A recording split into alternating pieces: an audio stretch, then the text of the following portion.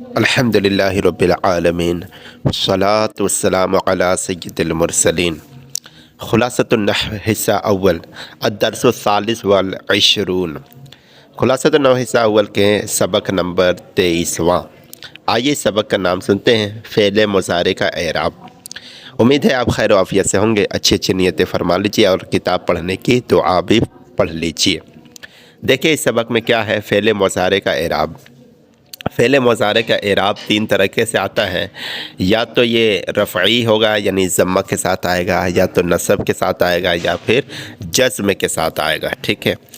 تو رفعی، نصبی اور جزمی اعراب دیکھیں گے۔ آئیے دیکھتے ہیں اس سبق میں کیا ہے۔ فعل مضارع کا اعراب بھی تین ہیں، رفع، نصب، جزم۔ یہ اعراب بھی مختلف طریقوں سے آتے ہیں، اس لحاظ سے مضارع معرب کی چار قسمیں ہیں۔ صحیح وہ مضارع جس کے آخر میں حرف علت اور نون اعرابی نہ ہو۔ ہاں، ایسے فعل مضارع ہوگا جس کے آخر میں حرف علت نہ ہو اور نہ ہی نون اعرابی ہو، ٹھیک ہے۔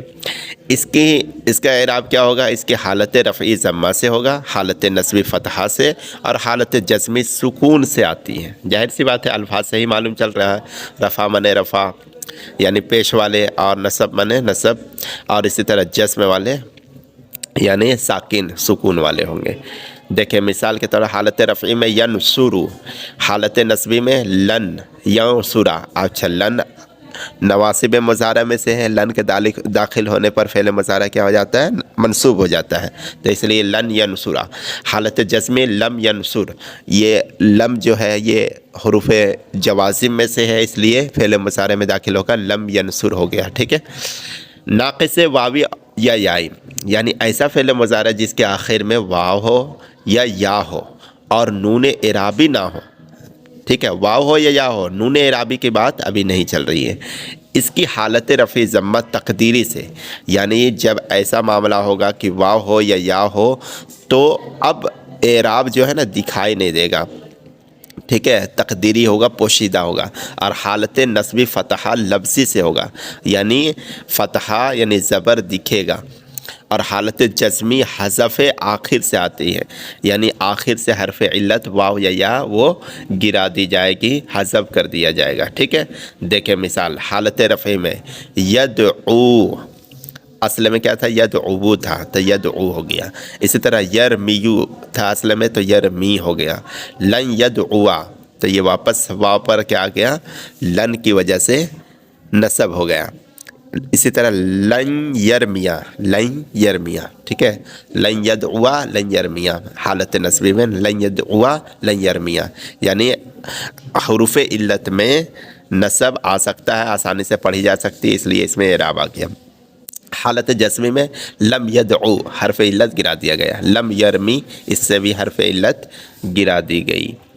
تیسری صورت کیا ہے؟ ناقص الفا،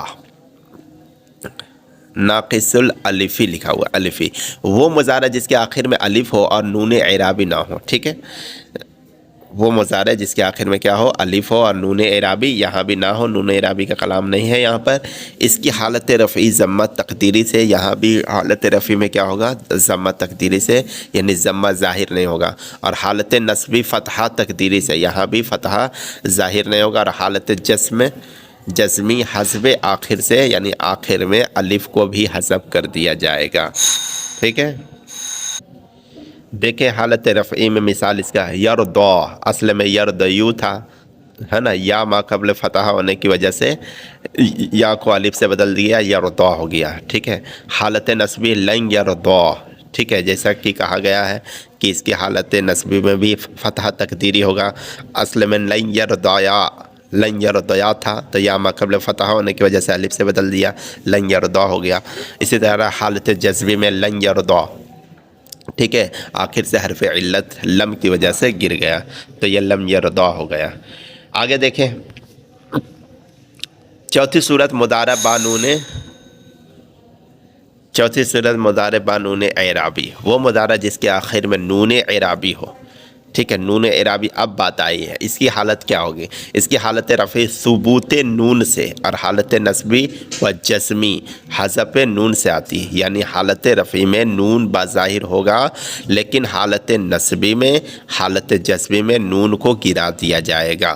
دیکھیں مثال ینصران، ینصرون، یہاں نون دکھ رہا ہے حالت رفعی میں، اسی طرح حالت نصبی میں نون کو گرا دیا جائے گا، لن ینصرا، ٹھیک ہے، لن ینصرا۔ اور دوسری مثال لن ینصروا، یہاں بھی نون گرا دیا گیا، حالت جزمی میں دیکھیں لن ینصرا لم ینصروا۔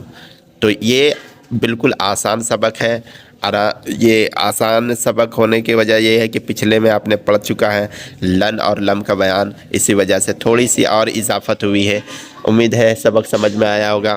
اچھی نیتوں کے ساتھ ہمارے چینل کو سبسکرائب کر دیجئے، دوسرے طالب علم کو بتائیے۔ ہمارے چینل کا نام ہے علم ہی کامیابی ہے۔